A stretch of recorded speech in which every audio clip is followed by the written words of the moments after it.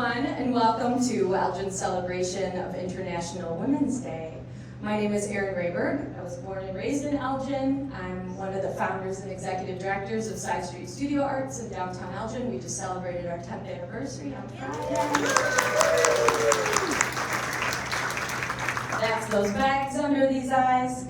And I'm the chairwoman of the Elgin Cultural Arts Commission. I'm thrilled to be asked to be here today to watch and listen and introduce and mingle and all of the wonderful things with the women up here and everyone in the audience. Thank you so much to the talented artists of Nothing But Treble. Let's give them one more round of applause. Really beautiful. We appreciate their artistry and their time and talents. And thank you to our world-class Gale Borden Public Library for hosting us today. I'm still crawling through those brown carpeted tubes at the old library. Like that's still the library in my Bexy's not. So this is still so magical and beautiful over here, as were those brown tubes. Thank you all for being here. As someone who often thinks about moving through the world as a woman, navigating everything I do as a woman, trying to apologize less for being a woman and take up more space as a woman, I think about all of that all the time, every day, while still trying to be a little bit sensitive and a little bit empathetic and bring those traits to everything I do as well. I am so grateful for the contributions of the strong, soft, beautiful, intelligent, thoughtful, hilarious women that raised me, that are in this room, that are on this panel, and around us every day. And that makes me really happy to be in this room and celebrating on behalf of my city. A number of my strong humans have retired to Arizona and don't stick around anymore. And then so many of you are sitting here today, and I'm very excited to hear these folks speak, so we're going to dive into that. This year, our celebration is focused on Elgin women in leadership positions, and we have an all-star lineup up here. We had a couple of folks with scheduling conflicts, and as women do, we will pick it up and clean it up and march on and keep moving forward. I'm going to introduce our panelists, and I encourage you not to hold your applause to the end, but for each and every one of them as I announce their names, because they deserve that individually. So, starting at the end there, we have Dianha Ortega-Ehreth, Executive Director of El Centro de Informacíon.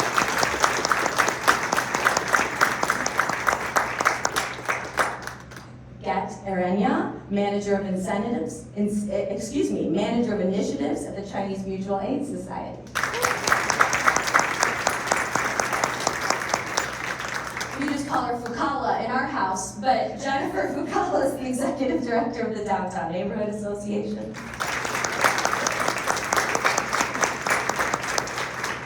Another neighbor, Amanda Garcia, businesswoman, member of the library board.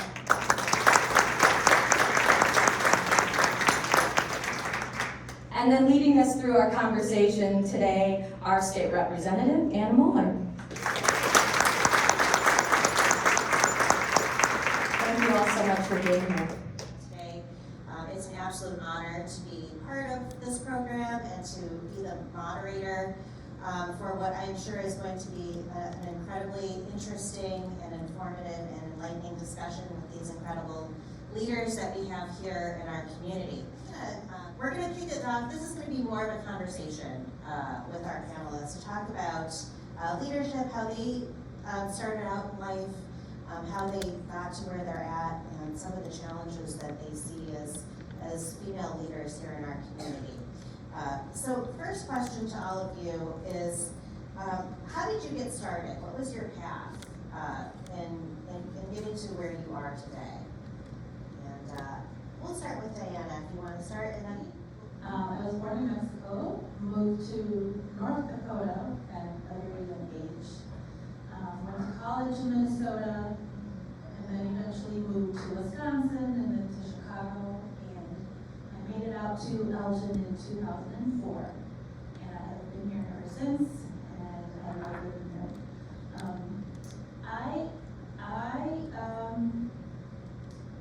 Leadership-wise, in high school, I'll just start there. To be completely honest, signed up for anything I could because my town was so small. I didn't want to be bored.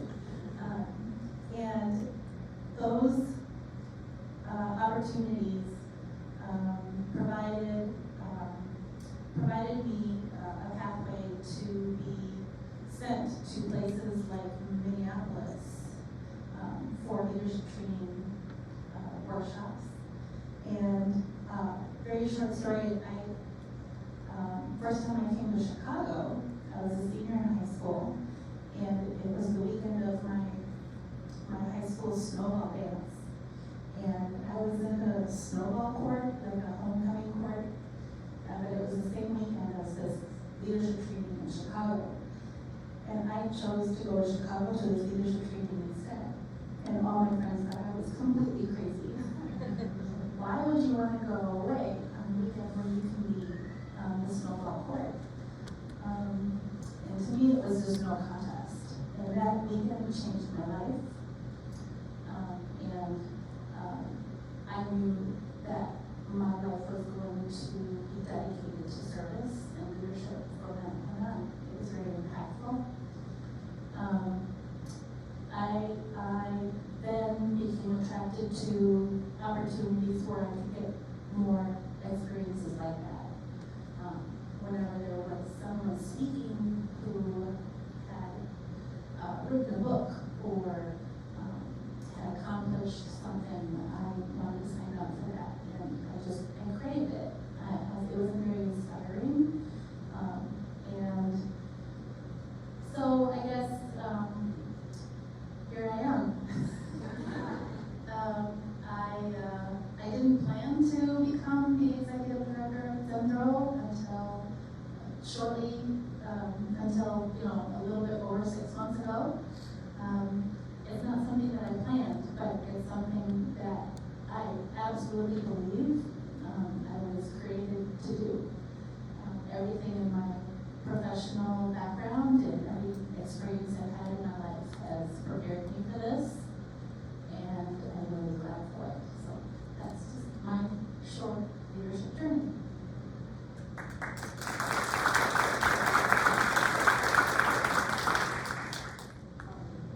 For me, I did find leadership. I think it found me. As a immigrant and refugee from Laos, I was born in Laos. My family moved to Thailand when I was 2 years old. We've been living with families and at the refugee camp in Thailand until I was 10. So I came to Elgin when I was 10. So 45 years ago. So like I said, as a refugee and immigrant in Elgin, I had to take on responsibilities that most children don't have to do.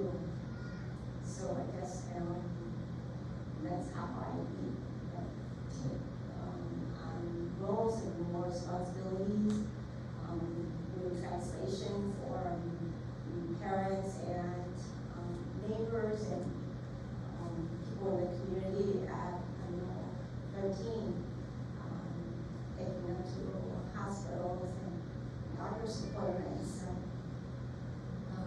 In high school, helping new incomers from Laos get situated or overcome challenges in high school, taking them to class and guiding them how to navigate through high school and then college. So I guess it found me. I don't know when I actually, the moment that I actually wanted to be a leader, but having those responsibilities early in life, I'm driven to give back to my community. So here I am, overseeing the Elgin office for Chinese Retreat Association. They are based in Chicago, and they saw that there's a large Lao community up here, so they wanted to open the office in Elgin 6 years ago.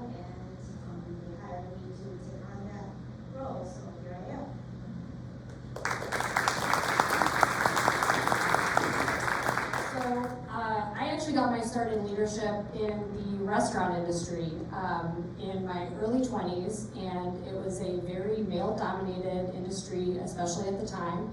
So when I got my start, I actually worked on a lot of teams where I was the only female leader and working with a lot of male leaders. And so I worked with a lot of great people, but I really had to, being a female, I really had to learn how to find my voice and assert myself at an early age and early in my career. So I did that for about 14 years, and along the way, I think when I really realized that I became a leader is, I'll tell a story, kind of how everybody else did here, but so I ended up, back in 2010, I purchased a house on the near west side, so just a couple blocks outside downtown, right on West Chicago Street. And that was during the housing recession, and there was just a lot of things happening in our neighborhoods. There was foreclosed house next door to me. There was, all kinds of just things that were happening that were jeopardizing to our neighborhoods. And I had an incident occur right across the street from my house, actually. I was attacked by a dog. And it was kind of a situation where, nobody was around, and somebody, had not, really was not there to take responsibility and whatnot. And I remember thinking, somebody needs to do something about this. And, kind of looking around and seeing some of the situations in the neighborhood, just saying to myself again, like, somebody needs to do something about some of these problems. And I realized that I was the only person standing there. And so that person became me. And through some conversations with a neighbor, I ended up getting involved in a neighborhood group called Near West Neighbors. And through a series of events, ended up becoming the president. And I was the president of Near West Neighbors for several years. And we did a lot of projects, a lot of neighborhood cleanups. I was involved with getting the Nancy Kimball House project off the ground with the Elgin History Museum and some of those early conversations. And what I realized is that having the skills that I had in my day job of being a restaurant manager kind of gave me some of the skills that I needed to do some of this community work. But what I realized is that learning how to lead volunteers and work in the community was making me so much better as a leader in my job. And so it was very fulfilling, and that was a very self-fulfilling experience for about 5 years. And after a while, I started getting involved in more and more things in the community. And at some point, somebody approached me about the position with DNA, with the Downtown Neighborhood Association, and said, what do you think about maybe doing this kind of thing full time? So that's, I guess that's how we got from there to here. And yeah, that was my story.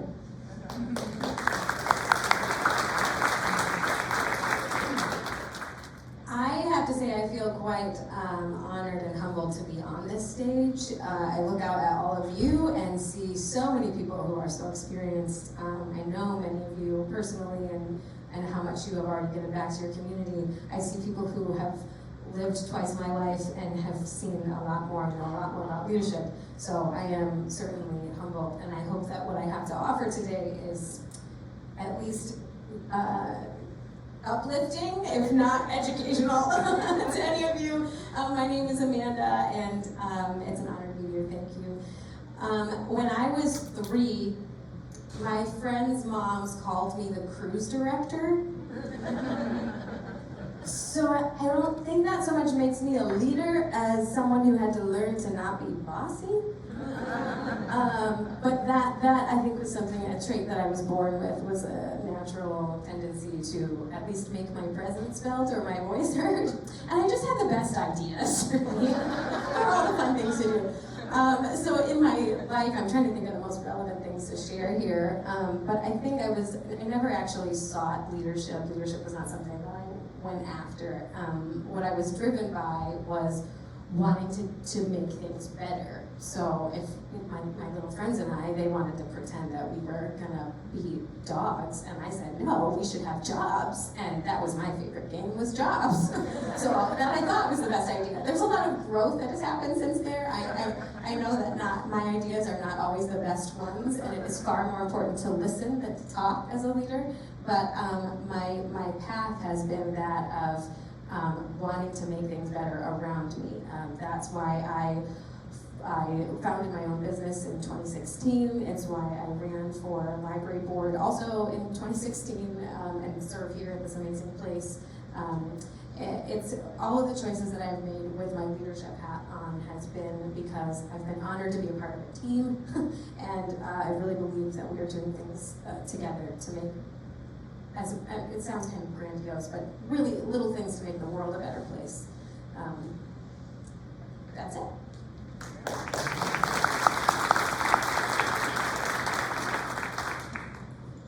So thank you for sharing a little bit about who you are and how you came to be where you're at today. And listening to your stories, I heard a couple themes. One was leadership found me. I wasn't seeking out leadership. I didn't plan on becoming a leader, but I ended up becoming a leader. Driven to wanting to make things better, but not necessarily being in a leadership position. And in my experience, working with other women leaders and just in my own personal experience, that really resonates. A lot of women, I think, who end up in leadership become leaders because someone encouraged them to do it, or someone saw potential in them and said, you should do this. It wasn't something that they started out, young, saying, I'm going to do that and go after it. Women need to be asked often, to step up and to take on a leadership position. So with that in mind, are there people in your life that you can think of who mentored you, who encouraged you, who may have served as a role model for you, that gave you the ability to take that next step and have confidence and belief in yourself to become a leader? So I'll talk about one of my early mentors and some of the lessons that I learned from him. It was a gentleman by the name of Mark York, and this was when I first got into restaurant management. He was my district manager, and I was just a food server and a bartender at the time. And he saw something in me though, and through a series of conversations, he approached me and just asked me, how do you envision your life? Where are you going right now? What are your plans? And at that time, I didn't really have any. I was just, I was going to ECC at the time. I was working, and he said, I really see something in you. And just having somebody recognize it and validate it to you was kind of how I identified it for myself. And he started mentoring me, and there were some programs and things like that I was involved in through the company I worked for at the time. And some of the lessons that I learned from him have stuck with me to this day, and I feel like whenever I'm sort of mentoring, my team or other people, there are things that often come up. So I remember him telling me that you manage tasks, but you lead people. And it's very important to recognize the difference between those two things. But before I'm going to let you lead a single shift, the first person you need to learn how to manage is yourself. And that has been such an important lesson for me. It's probably the single most important lesson in leadership that I've ever had. And I didn't realize it at the time. I realized it in hindsight over the years that there's so many situations in leadership where you're caught off guard by something, or you're in a situation where something's happening that's not expected, or there's something uncomfortable happening, and sometimes you have to step outside yourself and take a deep breath and assess the situation before you react, and really learn how to kind of have a handle on yourself in those situations. And he also taught me a lot about integrity. And integrity, you know, for me is the consistency between words and actions, and holding yourself to that standard. That, you know, I'm gonna do the things that I say I'm gonna do. Otherwise, I'm not gonna say it, you know? And holding myself to that standard, I feel like has kept me, you know, moving forward and honest, and, you know, has really like protected relationships and things like that as I've advanced in my leadership career. Okay, so my dad is an entrepreneur too. He founded his own business. Actually, he's done it 3 times now, 3 successful businesses. So I looked to him very much as a role model growing up. I lived in a house with a guy who was building his own business, so that kind of makes sense. I think entrepreneurialism kind of runs in the blood. So that, I think he definitely gets credit for that. And then I gotta say, rather than specific mentors that have been in my life at key points, I just feel like I got in people's way. That's so beautiful that someone saw something in you. That's so great. I was more like, hey, we can do it this way though. And so I think I wasn't, again, not real polished at the beginning. I like to think I've grown, and I'm more so now. But I think that I got in the way of people I admired, people that were leading the way that I wanted to lead, or was doing things that I really respected. And so I would just get in front of them somehow, or like I get closer to them if I could and ask questions. And so each of those people at different points in my life definitely helps me to become more who I am, and really it's such an honor too. They eventually warm up to you, you know, and that's always nice. That's always nice. Growing up, I was always taught to respect the teachers and to respect our elders. So those are my mentors, and those are my leaders.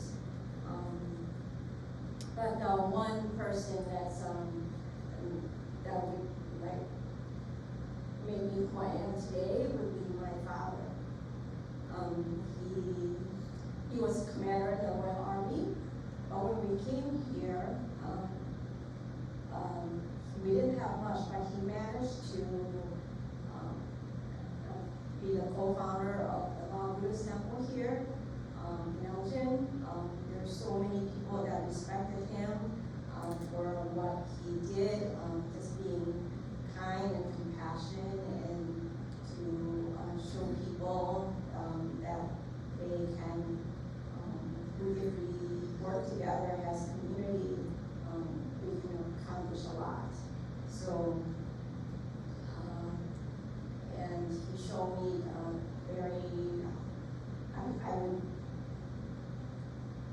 I would shadow him growing up and building the temple and doing newsletters, writing envelopes to send to people by hand, because we didn't have a typewriter by then. So it's just shadowing him around.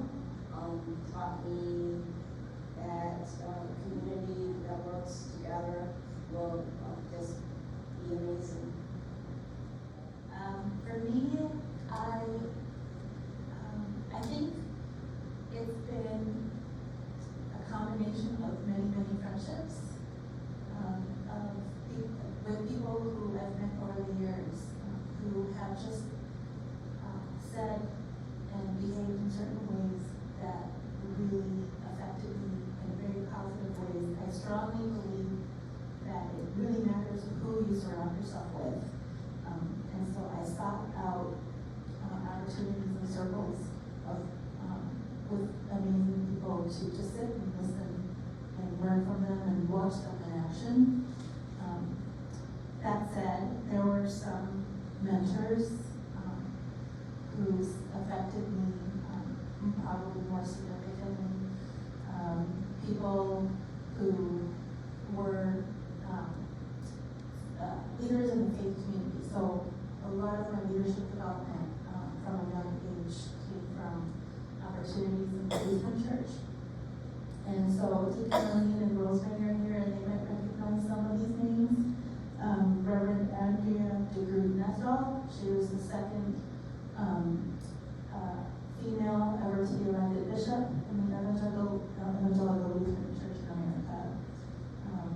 college, so she was a trailblazer in many ways, and I learned a lot from her. I was lucky to get to work with her. Val Starr, Reverend Barbara Rossing, who teaches at the Lutheran Seminary down in Hyde Park. Then there was Polly Bassinger. She was my professor in college for women's studies, and I loved hanging out with her. I was probably a different person, in a different personality than Mandy, but I resonated with what you said, that you got in there. I probably just sort of hung around their office longer than Just be annoying, but not too annoying. Lovable annoying. I totally get that. Yeah, I loved hanging out with her. Stacy Kikahaka, Roger Nishioka, people who have just done amazing things in their circles. So I just want to say their names, even though they're miles and miles away. Here, closer to home, there have been friendships who have really sustained me, and people who, similar to the people on stage and many of you, have just wanted to make this community a better place. And next thing you know, they get raised into these amazing opportunities and leadership opportunities, and they encourage me. One of them is Joanne Hartman. I don't think Joanne is here, but I think many of you know her. I think she's an amazing human being. Mary Camacho reached out to me my first week when I was at Youth Leadership Academy. She had heard that there was a Latina who got selected for the role, so she took it upon herself to visit me and introduce herself to me. And I could have sat and listened to her for days and days. She's an amazing person. So there's a lot of people who I feel, like Mandy said, there's people here who have done a lot more than me, who I continue to learn from and seek counsel from on a regular basis, because I don't have all the answers, and they have great experience. But I think mentoring should be done both informally and formally. And so I'm grateful for the many networks that are available here in Elgin to make that happen. Thank you. Yeah, go ahead.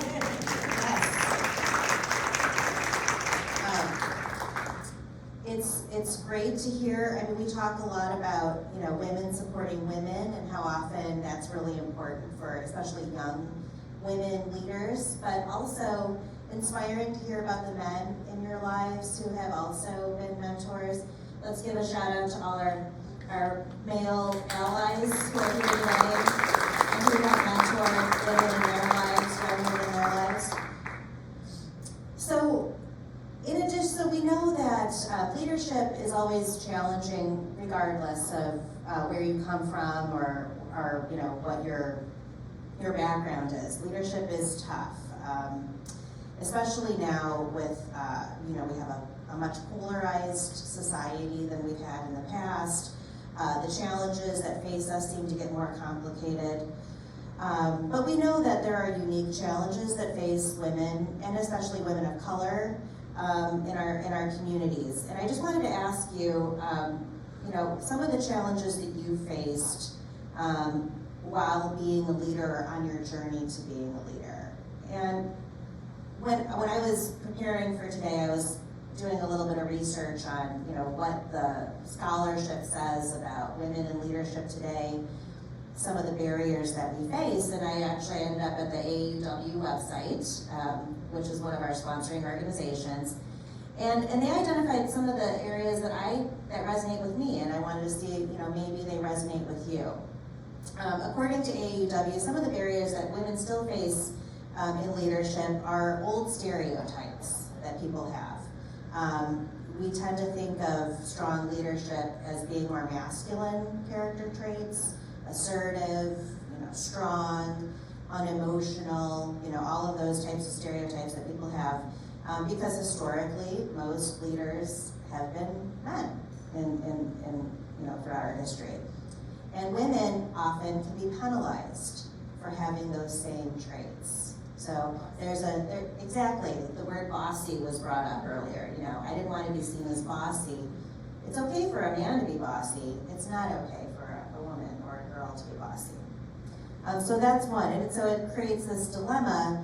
You want to have the traits of a leader, but if you're a woman, those traits are not seen as being attractive or rewarded.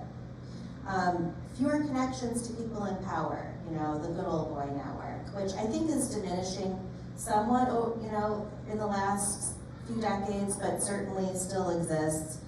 Bias and discrimination, you know, stereotypes that we have about different racial backgrounds, ethnicities, and inherent discrimination that still exists. And then lack of flexibility in the workplace. We know that the wage gap still exists for women, but the wage gap for mothers is much higher. So if you have children, the demands of family, the demands that are put on you, you know, to be home and to take care of children, which more often disproportionately land on women. So what have the challenges been for you? Have you faced similar challenges? Are there other challenges? And in facing those challenges, how are you addressing them, or how have you overcome them? Or maybe you haven't yet, but are still grappling with that. But just your thoughts on, you know, what it's like to be a woman in leadership today and the challenges. So I would just agree with everything that you just said there, Anna. I feel like, you know, for me, you know, some of the challenges, certainly balancing what it takes to be in a leadership career with home life and parenting, and a lot of emotional struggles between, you know, when you're a mom, feeling like you want to be there for your kids, but then, you know, you also need to be there for your career. You know, I'll just share a personal story. You know, I have a son, he's 15, his name is Cassius, some of you know him. He's a wonderful kid and I love him so much. But I've been raising him by myself for 15 years, essentially. And the reality is, our society is really not set up to support somebody having a career and being in that situation. It's been apparent at every turn of that experience for me. And the reason why I was able to do it is really through the support of my family and my parents stepping in to assist. And I wouldn't have been able to do this, you know, to have this career and to do these jobs without that. But, you know, I felt like I owed it to him to be able to, you know, to build a career and make a life for us. That you know, was something that I wanted him to have, and you know, I feel very, very privileged, and I recognize the privilege that I've had in even being able to take those steps, because I know women that did not have that same support system and you know, did not have the same opportunities, and I think it's important to recognize that. I would say also something that is very current in this post-COVID, or you know, during the time of COVID.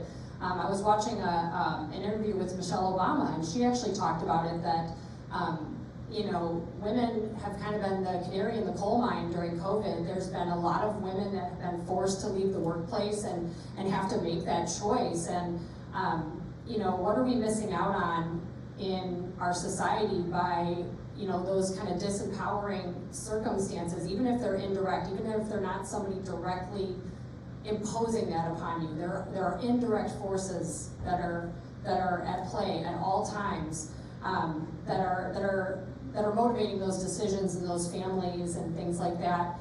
And I would never, you know, look down on any woman that had to make that decision to, you know, be there for their kids and take care of their family. That is an extremely important, you know, important role in our lives. But why do we have to choose? Why, you know, I wish for us so much to be able to build a society where we're empowering everybody more to be able to do all of those things.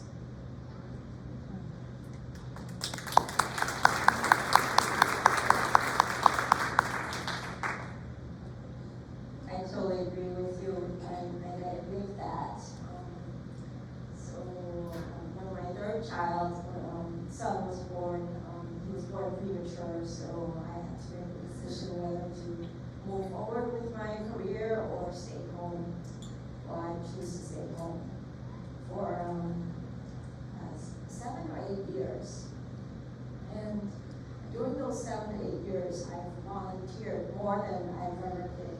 I've co-founded an organization that still now is the MEOF, the Multicultural Educational Group. I've done so much, done so many things when I was a stay-home and when I was working.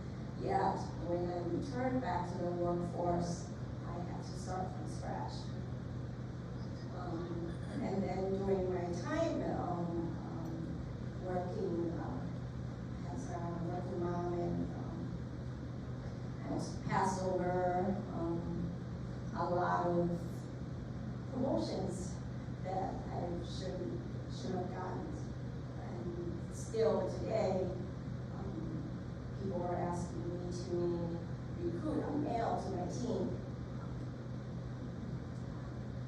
And so those are the challenges, and I agree, women should not have to choose between family and career.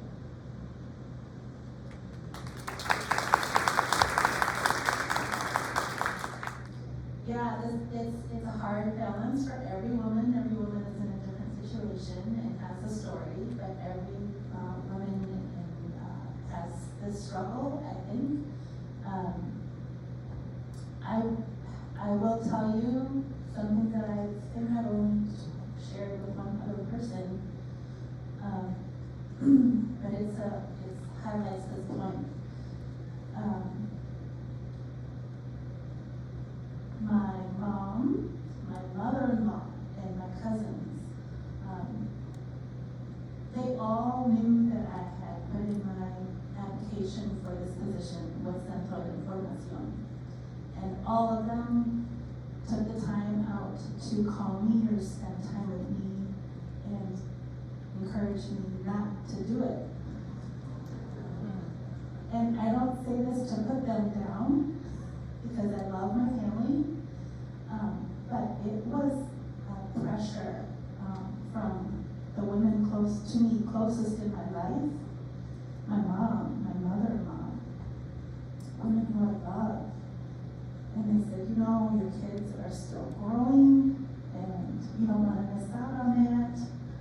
And there's a lot of pressure to stay home, because I'm a lucky woman in that my husband also has a job, and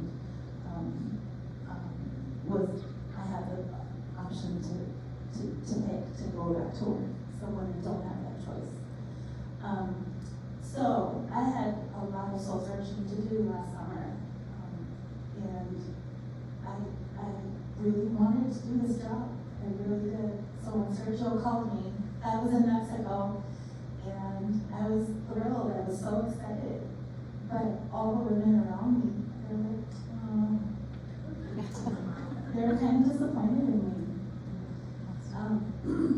So that's all to show you that I really want to do this job, and I really am dedicated to it, and I really want to serve the community, and I believe in it, and I have this, my husband calls it a sickness of wanting to help people. It's the best way I can describe it is that that's how God made me, and I can't not do it. I can't not help people. I can't hold myself back, because I love it. So, I love my family too. I love my girls. I'm trying to be there as much as I can for them. And you know, my husband and I are still trying to figure it out. he cooks mac and cheese, and other times he just has to order pizza when I'm working late, and we make it work. But the pressure is very real, you know, even from people who are very close to someone, because, you know, they think that they're looking out for you, and I appreciate that you have to be really strong within yourself to know what you want and to know what makes you happy, and get past all the other things.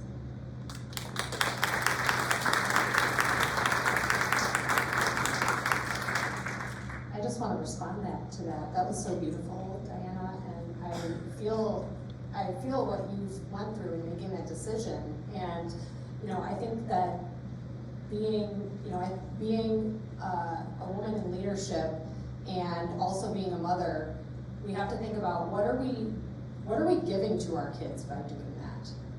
And you know, we are showing the next generation of our kids, you know, we're raising them to be leaders because we are leaders, and that's something that maybe they are having an opportunity that other generations of children haven't had. And how is that going to benefit them in ways that will enhance their lives instead of taking from it? So, you know, I just wanted to offer that thought.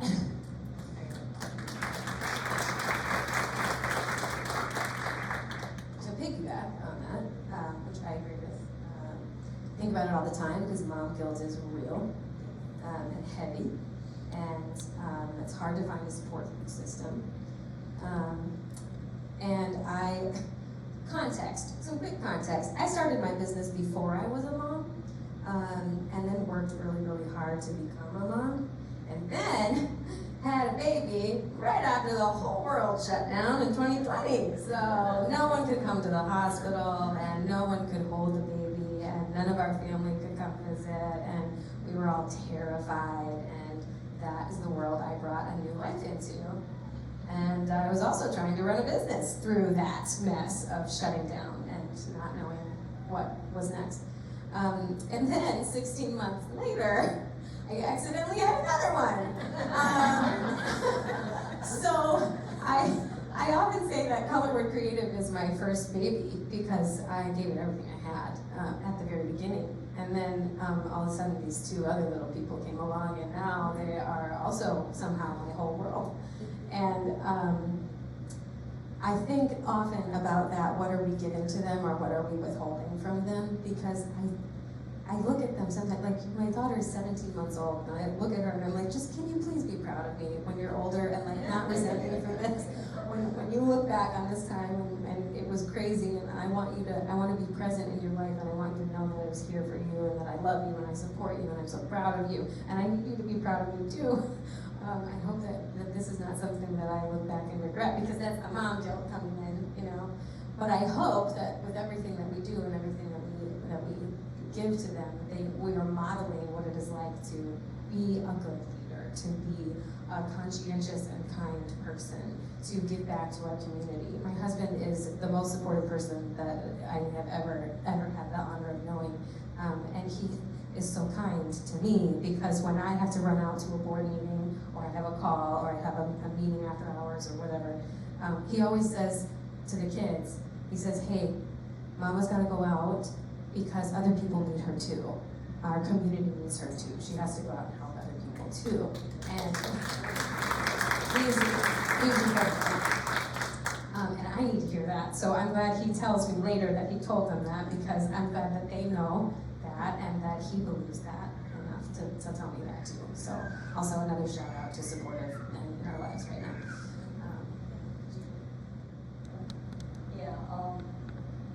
The time that I stayed home with my third son wasn't the only time that I had to make a choice. When I was with my first child, I couldn't go back to work. I wanted to stay home with her. I stayed home with her for 1 year, and then I had to, financially, I had to get a job. I had to go back to work. But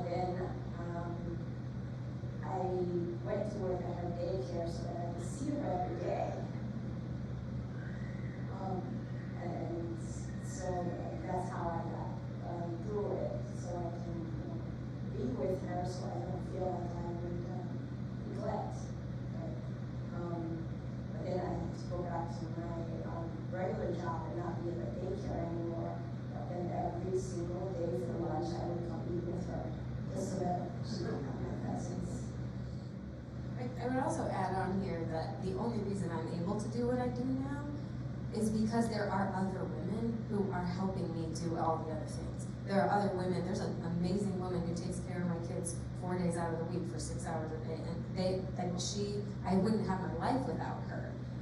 There are women who help with all kinds of other things, like cleaning the house or helping with meals. Diana, after my second one was born, coordinated a meal train, so I didn't have to cook dinner for like, I don't know, 6, 8 weeks after she was born. Like, the only reason this works is because other women are a part of it too. So I love that you got to go do that. They got to be a part of your kid's life at daycare. You didn't have to give up work to be with your kid. And I love that there was an opportunity there for you as well in your work and as a mother. It's amazing. It's really great. Thank you all for sharing those really powerful stories.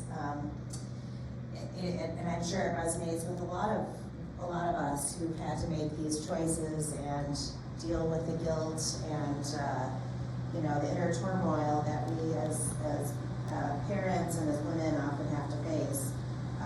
And to Jen, your point with Michelle Obama and the pandemic, we do know, we saw it throughout the last 3 years or so, that the crisis that we went through really fell the heaviest on women, and moms in particular, because when childcare shut down, women had to make the choice disproportionately to leave the workforce and stay home to care for their children, or juggle working remotely while helping their kids during the day with their school or just their childcare needs, which has long-term effects on their economic futures, their professional futures, their ability to be independent.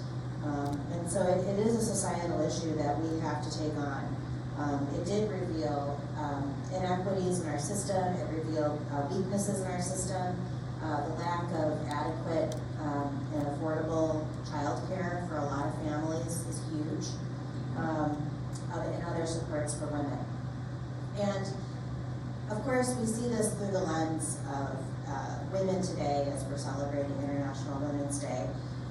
But these challenges are a detriment to all of our society.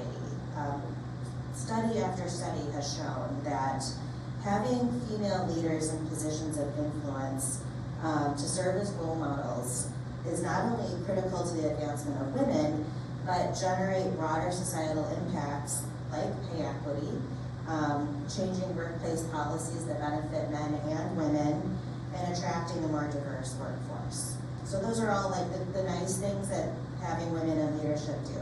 But there are some hard benefits, quantifiable benefits to having women and a more diverse leadership body and workforce in organizations. McKinsey & Company just a couple of years ago came out with a report that for-profit companies that have the most diverse workforces tend to be 36% more profitable than companies that have a more homogenous workforce. So for the bottom line, it benefits companies to have women in leadership and to have women of color in leadership and people who represent all different backgrounds. And of course, in the nonprofit sector that many of you represent, you're serving members of the public. In government, we serve members of the public. We have to be diverse. We have to reflect the communities that we are serving. Otherwise, we cannot carry out the mission and the responsibilities that we have to the community, right? So we have to, as a society, support women and mothers and people of all backgrounds to work and thrive in these organizations, because if we don't, as a society, we all suffer. Diana, thank you for your heartfelt comments. I was raised by my grandmother, and I had similar. She was also kind of conflicted. When I remember after I got my master's degree in public administration, my grandma was like, "Well, I hope you took some typing classes, because in case this doesn't work out, you can always be a secretary." No disrespect to secretaries, like that's a great profession. I'm like, "Oh, I just got my master's degree." But I have to say, I give her credit. There was a point after my first daughter was born,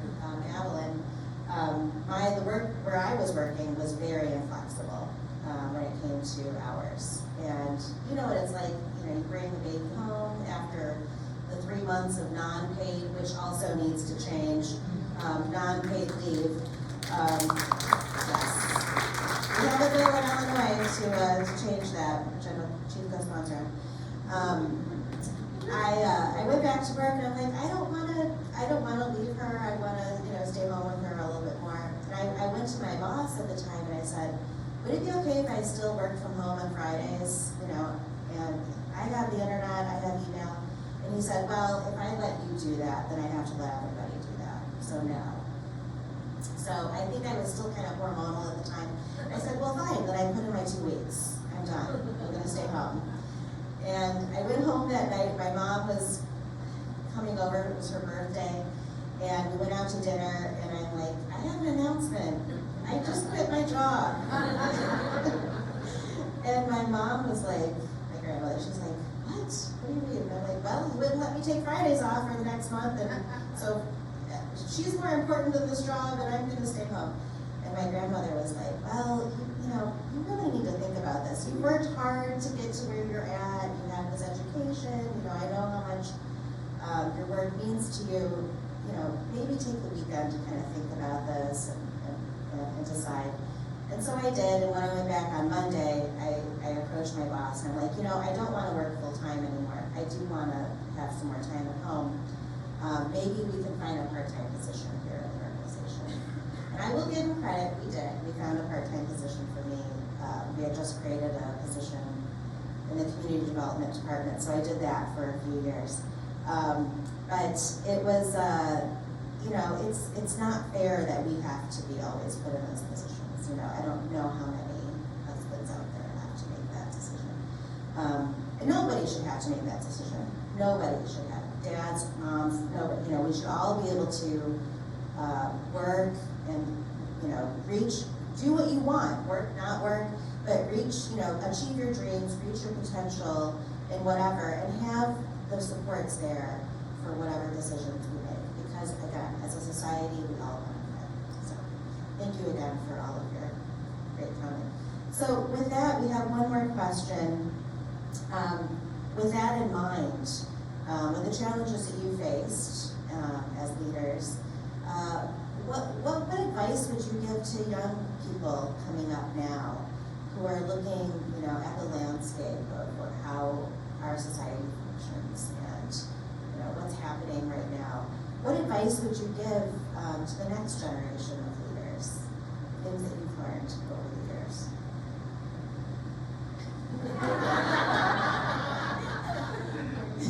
You're looking at me singled out here, Amanda. I would say that we're all leaders. We can all be leaders in our own sphere. It's not about a career or a particular job or a title. We can, and all of us in this room here, we can all be leaders in our own realm or sphere of influence, as I like to say, and make things happen and make those relationships better and make the world a better place. And that will pay off for you in the long run and for those people as well.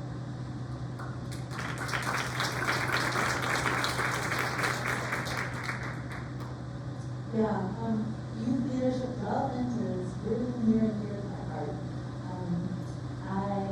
There was a young man in my church who turned 18. So this morning I went up to him and I said, congratulations, are you going to church to vote?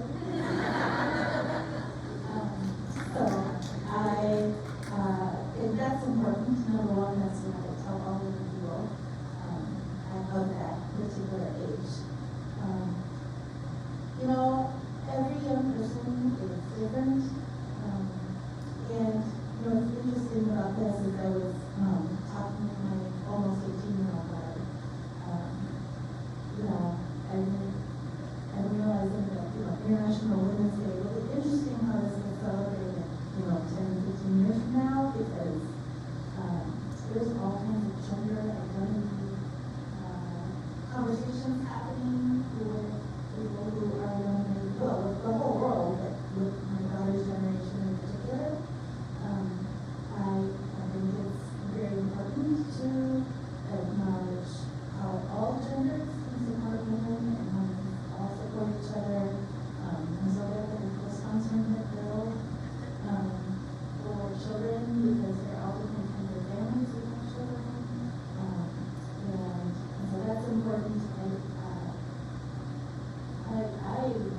to sit back and listen to young people as much as possible and see the things that they are passionate about.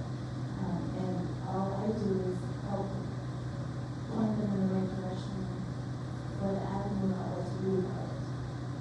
If they're passionate about sustainability, protecting the environment, if they really don't want to talk to so-and-so, if you care about the fact that the teachers don't seem to care that much that they're here, then there's another group that you can talk to. I think the role I know young people care about a lot of things, and sometimes people don't give them enough credit. It's because they're still learning how to take action. And so I don't want to tell what a young person should be passionate about. I want to help them know what they can do with the passion that they already have. I do think it's important to separate the two. The difference between telling them what to do and encouraging being their own strongest self. And also I would say, because I was a product of these leadership development myself, is don't wait till you're ready to do something amazing. Build up to it, do as much education as you can. I think education is important, but there are so many people who are doing incredible things, and you can do it when you're 18, 19, 20, whatever. Don't wait. And sometimes, honestly, that's the best way to become a leader, is just by jumping in and getting it and learning along the way. There's a lot of things that I tried to do when I was 19, 20, and I'm still benefiting from my experience, from those experiences today, of what not to do. Encouragement, inspiration, and just point them in the right direction to carry out things that they're passionate about.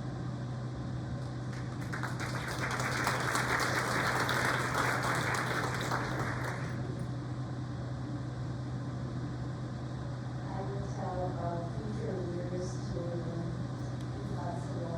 Anything that we learn from COVID is to be flexible. Mothers don't have to do the office and go up to work. They can work at home and still do a good job. I would tell the next generation to build those relationships, to stay connected. Those come a long way. Just yesterday, we celebrated my son's 13th birthday, and this morning I gave him a thank you note. He said, "I like this mess up." I said, "No, we got right actual thank you notes, and he was like, "Really?" So those are the kind of things that to build relationships, to stay connected. No matter where you're at, no matter what you're doing. Then I would say, be open, be open to anything. Anything is a possibility. When I made my youngest son, how many years ago, he had his page, I drove him to Springfield so that he could be at his page, so he has an experience. So be open, just go and do, and then when you find your path, then be passionate about it and stick to it. I think the challenge that I faced was that ageism is real too, on both ends of that spectrum, and I often was questioned. There would be people who wanted me to be the token millennial in the room. That happened a lot, like, come be on our board, come be on our meeting, come stand up in the back of the room and say something, and speak for your whole generation, and that was not fair.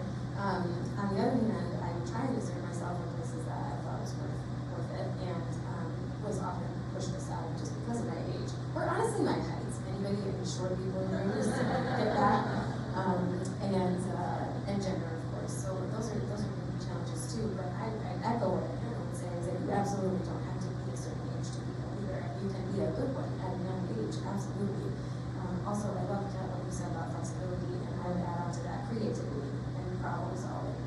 humans are problem-solving creatures. It's the way our brains are meant to work. We love drama so we can find a solution. We love conflict so we can get some answer. So keep that cycle going.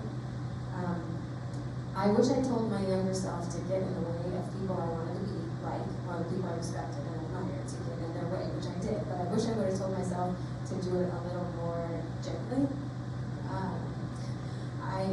It worked, but I think along with that I would say to me, myself, don't ever burn a bridge, because you never know how in 10 years or 20 years somebody might come back and be part of your leadership journey.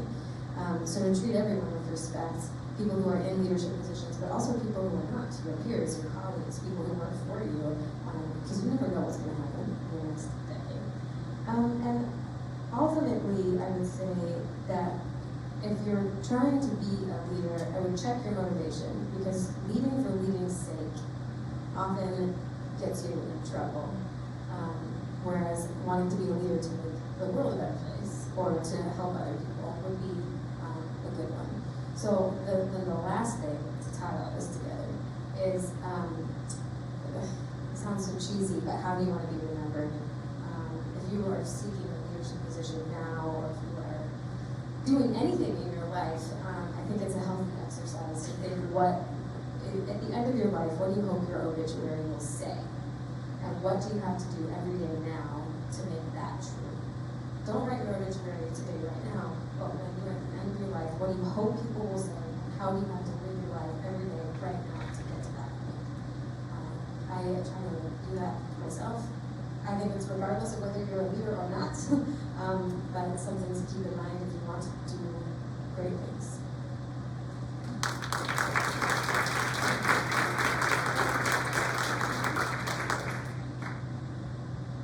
Wow, thank you so much for those really inspiring words and advice that I'm taking actually while we're talking. I just thank you for taking the time and sharing your stories and your life experience and putting yourself up here to share that with so many of us. It's been, I think this is like the perfect way to celebrate women and how far we've come and how much farther we have to go. Clearly, the challenges that we still face. Thank you again to Anna, Diana, Pat, Jennifer, and Amanda for your insight and feedback. Greatly appreciated. Hello, everyone. Good afternoon. For those who don't know me, I am Cindy Maldonado. I'm an active member of the Elgin Women's Club, who also helped put this event together. If you've never heard the Elgin Women's Club, I can almost guarantee that you've benefited from our history. So we've been an active women's civic organization in Elgin for over 135 years. And any guesses on the owner of that home's name? Sherman, Henry Sherman. Since that little house with 4 beds and 1 operating room opened, Advocate Sherman Hospital has become one of the largest medical facilities in the far northwest suburbs of Chicago. All because the women of the Elgin Women's Club were steadfast in living their motto, progress. Progress, interesting word for today's International Women's Day. Progress started in 1911 for women, or for International Women's Day, as a way for the world to celebrate our achievements, and also as a reminder and a call to action that more equity is needed here and around the world. Today, we're celebrating women's achievements on this panel, as well as from all over the world and across different disciplines. To that end, let me share how a few women are changing the world we're living in. I'm going to start with Sandy Erin. If you're not familiar with her, she started serving as the Prime Minister of Finland in 2019. She became the world's youngest elected leader at just 34 years of age. She's also Finland's 3rd female Prime Minister. During her tenureship, she's won praise for her decisive leadership during the pandemic, securing Finland a place at the NATO table, and for her passion about the environment, leading to Finland committing to reach carbon neutrality by 2035. As a point of reference, the United States has its sights on meeting carbon neutrality by 2050. Simone Askew. I'm sure a lot of you have heard of the historic West Point Military Academy in New York. It was established in 1802 and is our country's oldest continuously occupied regular Army post. Did you know that women only earned the right to join the academy 47 years ago? Let that sink in, just 47 years ago. Today, the ratio of male to female student body is about 80% male, 20% female, which makes Simone's accomplishment even that much more astounding. She earned her place at West Point, which is an accomplishment in and of itself, and then she's gone on to become the Academy's first Black woman to be named West Point's first captain. It's important for me to also highlight that Simone is only one of eight women who have ever been captain of the Corps of Cadets since the Academy opened its doors in 1802. As captain, that means that she's had to lead 4,400 cadets, implement the class agenda, and act as a liaison between the Corps and the administration. After graduating, she's gone on to become a Rhodes Scholar and is currently a commander in the military. Nita Tartan may not be a name or a face that any of you are familiar with, I definitely wasn't, but her work may help save someone you know. Nina was named one of the top 10 women in the life sciences in 2023. She's a biomedical engineer whose research on stem cells and electrical signals help people grow their own bones. Yep, grow their own bones. She founded the first company in the world to generate live human bones. It's called EpiBone. Today, if any of you have ever broken a bone, you know that there are only really two options to address that. You can graft a part from another part of your body, so that now means that you would undergo two different surgeries, or get a bone from a cadaver. Both of those have inherent risks, such as your body rejecting it, you have disease, infection. So EpiBone has the benefit of a shorter surgical procedure, faster recovery, and minimal chance of any other issues. Nina's biomedical engineering feat is also working to create models of our organs that could be used to test medications and therapies. Ons Jabeur, apologize if I'm not saying her name correctly, is a Tunisian professional tennis player. In June of last year, she was ranked second globally according to the Women's Tennis Association. She is currently the #1 Tunisian player and the highest ranked African and Arab tennis player in WTA and ATP ranking history. She's won 3 singles titles on the WTA tour, as well as 11 singles titles and 1 double titles on the ITF circuit. And she was the runner-up at both Wimbledon and the US Open in 2022, becoming the first Muslim and Arab player, male or female, to reach a Grand Slam. Dr. Jane Panelists. Dr. Jane Panelists is the head of our U.S. Department of Defense team of Joint Artificial Intelligence Center. She's viewed as one of the most influential women in artificial intelligence shaping the 21st century.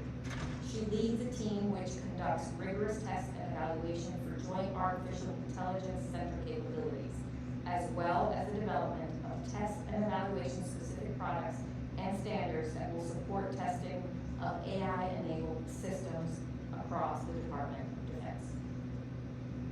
Disha Ravi. Disha Ravi is an Indian youth climate change activist, who's just 25. In her 25 years, she's founded India's branch of Fridays for Future Network, which is a global movement of climate justice. She was arrested in 2021 for supporting farmers protesting 3 controversial farm laws. Her grassroots efforts and retweeting of a toolkit, which is just a routine document used by such social justice campaigners to raise awareness about issues and suggest strategies to proceed, granted her the attention of the Delhi police by whom she was arrested. Disha remains free on bail and continues to be a vocal supporter of farmers, of finding solutions for clean drinking water, and setting common climate goals for the global south. Grace Ling is a Singaporean-born and raised haute couture fashion designer. She was educated at Parsons School of Design in New York and Central St. Martin's College in London. Grace was highlighted as the name to know in 2022 by fashion site Moderator. She's worked creatively for high-end brands like Thom Browne and The Row before she started her own brand label, Grace Ling. She's also studied sculpture, performance art, both of which have directly influenced her designs, and that are multifaceted, often involving film and performance. Her collections are known for what she describes as intelligent femininity, with a focus on sustainability through her choice of fabrics and manufacturing. She's known her favorite quote of herself as being sexy can be intelligent, and I want my clothes to be empowering. That emerges in multiple ways depending on who's wearing them and how they wear them. Huda Katan began her career as a makeup artist to Hollywood beauties like Erin and Okoe. In 2010, she transitioned to blogging makeup tips and tutorials. She's a true entrepreneur who took the success of her blog in 2013 to launch a cosmetics line in her name, Huda Katan, and since followed with a skincare line, Wishful Skin. The line's first product, a set of false eyelashes, which she managed to get Kim Kardashian to wear. Huda's business is based out of Dubai, however, she does have an extensive global reach.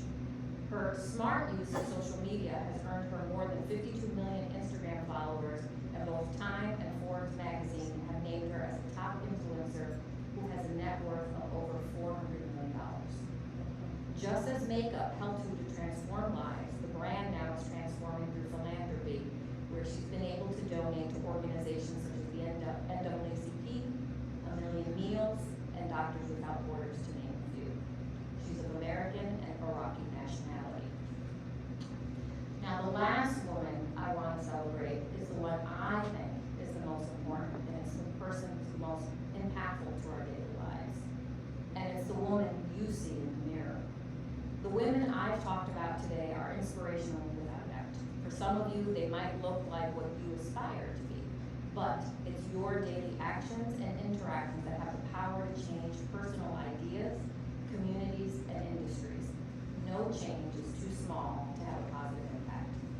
Those 30 women from Elgin Women's Club couldn't have dreamt how far their ideas for Elgin's progress would go. On a final note, this is a shameless plug. If you'd like to learn more about the Elgin Women's Club, please see myself or our president, Rita Corbett, at the table in the back. We are hosting our high school scholarship fundraiser on Wednesday, March 22nd at the Rummy Goat Tavern here in Elgin, and I hope you'll consider joining us. Thank you.